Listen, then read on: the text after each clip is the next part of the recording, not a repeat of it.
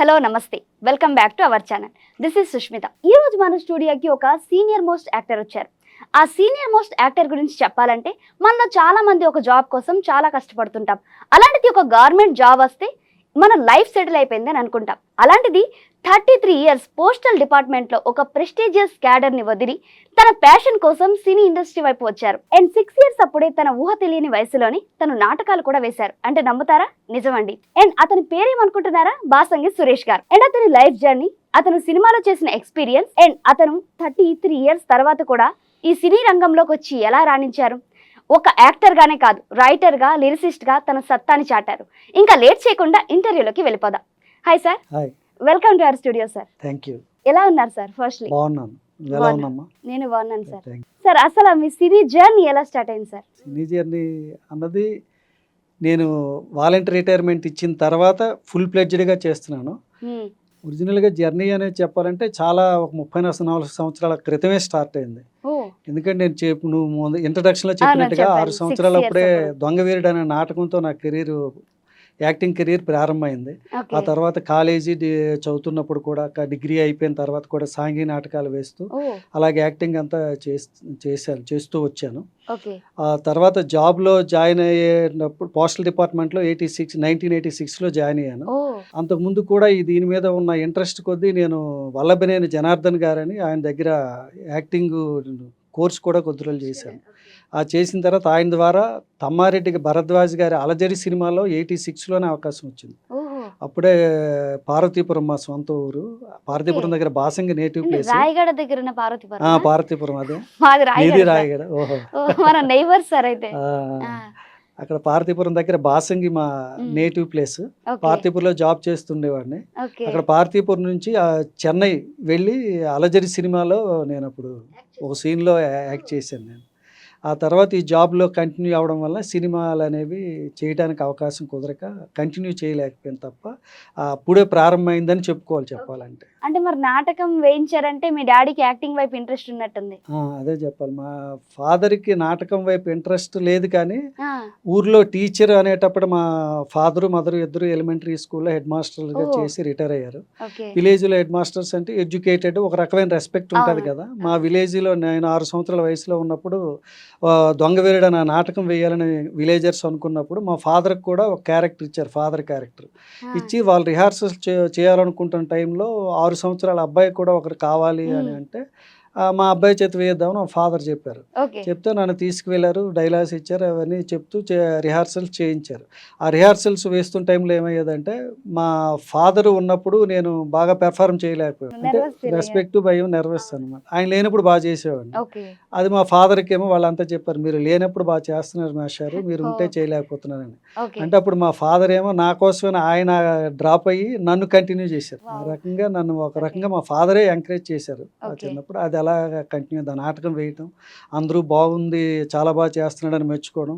ఆ తెలియని వయసులోనే ఈ నాటకం పట్ల, యాక్షన్ పట్ల ఆసక్తి కలిగింది. అప్పుడు అది అలా కంటిన్యూ అవుతూ వచ్చి ఇప్పుడు ఈరోజు ఈ స్టేజ్. ఓకే సార్, మరి డిగ్రీ తర్వాత మీరు ఛాన్స్ వచ్చిందని చెప్పారు కదా మూవీలో, మరి అది ఎలా వచ్చింది సార్? అదే వల్లభనేని జనార్దన్ గారని ఉండేవారు. ఆయన దగ్గర యాక్టింగ్ కోర్స్ చేశాం కదా, ఆయన రిఫర్ చేశారు. మా ఫోటోలో తీసుకొని పంపించి రిఫర్ చేస్తే ఆ సినిమాకి వచ్చింది. మీరు చిన్నప్పుడు యాక్టింగ్ అయితే 6 ఇయర్స్ అప్పుడే స్టార్ట్ చేశారు. మరి యాక్టింగ్ వైపు త్వరగా వెళ్ళాలి ఇండస్ట్రీ వైపు అని మీకు ఎప్పుడు అనిపించలేదా? ఇంట్రెస్ట్ ఉండేది, కానీ అప్పట్లో బాధ్యతల మీద కూడా ఎందుకో అనిపించేది. అంటే నేను డిగ్రీ చదువుతుండగానే జాబ్ వచ్చింది. ఈ యాక్టింగ్ వైపు ఇంట్రెస్ట్ ఉంది, అందుకనే అలజరి సినిమా కూడా వెళ్ళాను కదా, యాక్టింగ్ కోర్స్ చేయడం వెళ్ళడం జరిగింది. ఇవన్నీ ఒకే టైంలో జరిగాయి అనమాట. ఆ సినిమా చేస్తున్నప్పుడే జాబ్ కూడా వచ్చింది. డిగ్రీ ఫైనల్ ఇయర్ చదువుతుండగానే జాబ్ వచ్చింది. జాబ్ ఇమీడియట్గా వచ్చినప్పుడు అప్పట్లో ఏంటంటే government job, central government job కదా, అంచేత పేరెంట్స్ మాట కాదనిలేమో. నాకు కూడా అనిపించింది సెంట్రల్ గవర్నమెంట్ జాబు ఇది ఎలా విడిచిపెడతామని. అంటే అప్పుడు ఎంత దీనిగా ఆలోచించే ఇది కూడా లేదు అప్పుడు. అంటే ఇది ఇంట్రెస్ట్ ఉన్నా ఉద్యోగం వచ్చింది కదా, లైఫ్లో సెటిల్ అవుతాం అన్నదే ఎక్కువ అనిపించి ఇంపార్టెన్స్ ఇచ్చి జాబ్లో జాయిన్ అయ్యాను. జాయిన్ అయిన తర్వాత ఇంకా జాబ్లోనే కంటిన్యూ అయ్యి ఓన్లీ అదే చేస్తుండేవారు. ఇంకా పోస్టల్ డిపార్ట్మెంట్ లోనే. అప్పుడు యాక్టింగ్ వైపు వెళ్ళలేదు అని బాధ ఏం అనిపించలేదా? అంటే మరి అనిపించలేదు, ఎందుకంటే నేను ఏది చేసిన సిన్సియర్గా చేస్తాను. అంచేత ఏంటంటే ఉద్యోగంలో చేసాం కాబట్టి అది ఇంకా సిన్సియర్గా చేయాలి, అందులో పేరు తెచ్చుకోవాలనేది ఇంకా అటువైపు అనిపించింది. ఇంట్రెస్ట్ ఉన్నా సరే ఓకే. జాబ్లో బాగా సెటిల్ అవ్వాలి. నేను క్లరికల్ క్యాడర్లో జాయిన్ అయ్యాను. ఓకే. ఆ తర్వాత డిపార్ట్మెంట్లో టెస్టులు పాస్ అయ్యి పోస్టల్ ఇన్స్పెక్టర్ అయ్యాను. తర్వాత ఓ. అసిస్టెంట్ సూపరింటెండెంట్, తర్వాత సూపరింటెండెంట్. వావ్. అంచేత డిపార్ట్మెంట్ అంటే ఏది చేసినా కొంచెం ఇంట్రెస్ట్గా చేసి డెవలప్ అవ్వాలనేది, కొంచెం హై పొజిషన్లో వెళ్ళాలనేది ఉంటుంది. ఇప్పుడు సినిమా అయినా జాబ్ అయినా ఏదైనా.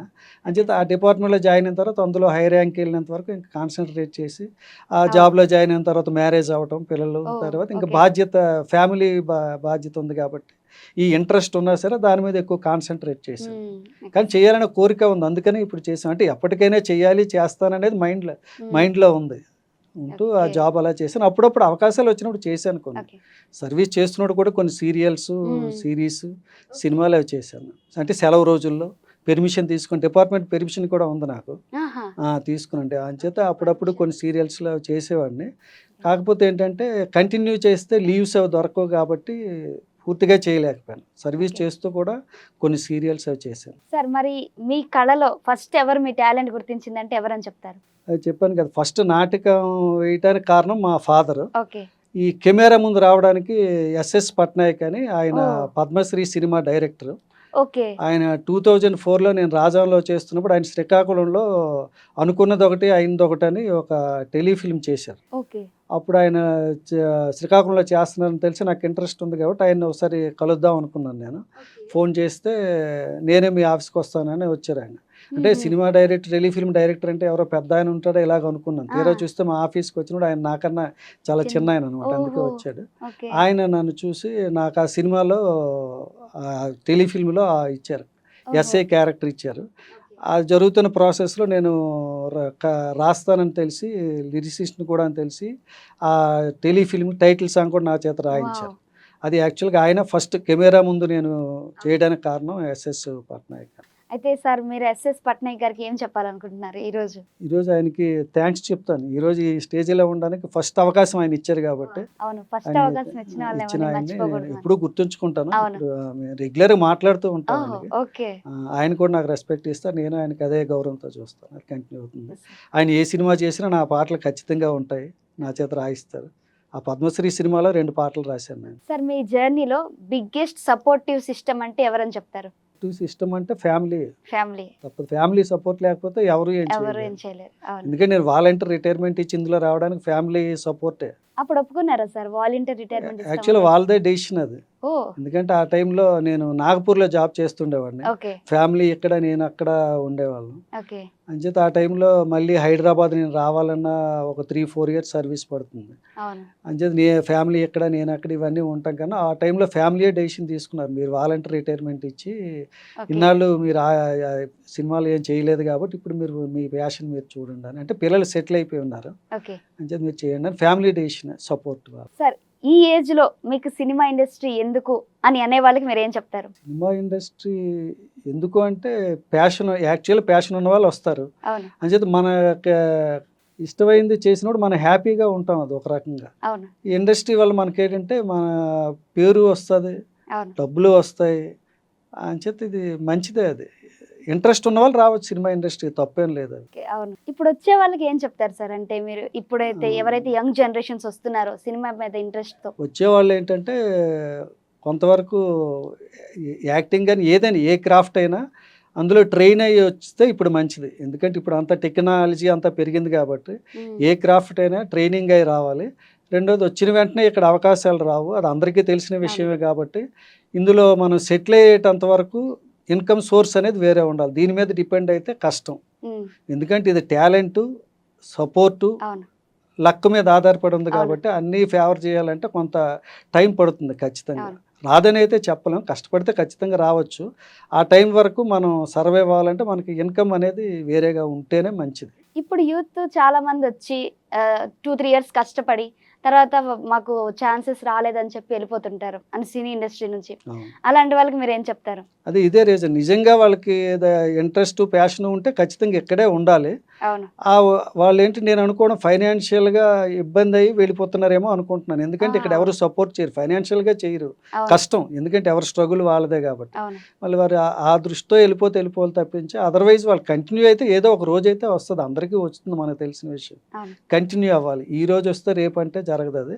అది ఎప్పుడు వస్తుందో కూడా చెప్పలేం. ఆ రోజు వచ్చేటంత వరకు మనం వెయిట్ చేయాలి, ట్రావెల్ చేస్తూనే ఉండాలి, ఉంటే ఖచ్చితంగా వస్తుంది. మరి మీ 33 ఇయర్స్ తర్వాత కూడా సర్వీస్ చేసి మీరు ఇందులో సక్సెస్ అయ్యారు. అండ్ అంటే ఇప్పుడు మీది లక్ అనుకోవాలా, హార్డ్ వర్క్ అనుకోవాలా? రెండు. అంటే చాలా మందికి ఆ అవకాశం కూడా రాదు, చాలా మంది తిరుగుతుంటారు అవకాశాలు అది కోసం. అందుకనే చెప్తున్నా, నా హార్డ్ వర్క్ లక్. లక్ రెండు ఎందుకంటే కలిసి నేను వచ్చాయి. హార్డ్ వర్క్ చేశాను. నేను ఒక గెజిటెడ్ ఆఫీసర్ క్యాడర్లో వాలంటీర్ అవును. రిటైర్మెంట్ ఇచ్చినా, ఎప్పుడైతే దీనిలో స్టార్ట్ అయ్యి నేను గెజిటెడ్ ఆఫీసర్ అన్నది మర్చిపోయాను. నేను అవును. మర్చిపోయి డైలీ సినిమా ఆఫీసులు వెళ్ళడం, అన్ని డైలీ తిరగటం, ఫ్రెండ్స్తో తిరగటం, అన్ని ఆఫీసులకు వెళ్ళి వాళ్ళని కలవటం చేయటం. అవును. అంటే ఒక 2 ఇయర్స్ చాలా కష్టపడ్డాను నేను. కష్టపడితేనే స్టార్టింగ్ ఓ సీరియల్లో వచ్చింది, ఆ తర్వాత వెబ్ సిరీస్లో వచ్చాయి, తర్వాత ఇప్పుడు సినిమాల్లో వస్తున్నాయి. లక్ కూడా ఫేవర్ చేసింది అది. ఎందుకంటే ఇంతకన్నా ఎక్కువ సంవత్సరాలు కష్టపడిన వాళ్ళు ఉండొచ్చు.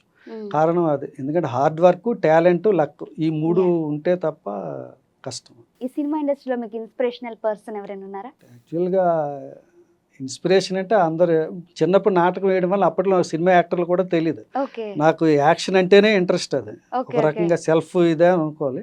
తర్వాత సినిమాలు అంటూ స్టార్ట్ చేసిన తర్వాత అందరి ఇష్టమే, ఎందుకంటే ఒకరిలో ఒక్కో స్పెషాలిటీ ఉంటుంది. అవును. పూర్వం యాక్టర్లో చెప్పుకోవాలంటే నాగేశ్వరరావు గారు కానీ, ఎన్టీ రామారావు గారు కానీ, ఎస్వి రంగారావు కానీ, ఇప్పుడైతే కొన్న కొత్త హీరోలు అందరూ ఇప్పుడు మీ జనరేషన్ అందరికీ తెలిసింది అది. అవును. అందరూ టాలెంటెడ్, ఎవరు కాదన్నా, కాబట్టి అవును. ఫలానా వాళ్ళని మనం చెప్పలేము.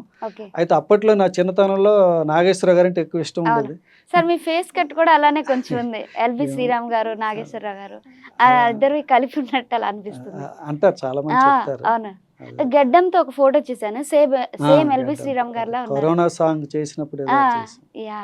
అలాగే ఇప్పుడు జనరేషన్ అయితే అందరిలో నాకు కూడా చిరంజీవి గారు ఓ, యాక్షన్ ఇది అంటే చాలా అంతే. ఇష్టం. అది అవును సార్. ఇప్పుడున్న యంగ్ హీరో అయితే ప్రత్యేక పేరు అని చెప్పలేము, ఎందుకంటే అందరూ టాలెంటెడ్, అందరూ ఎవరు talented. దీనిలో వాళ్ళు వెళ్తూనే ఉన్నారు.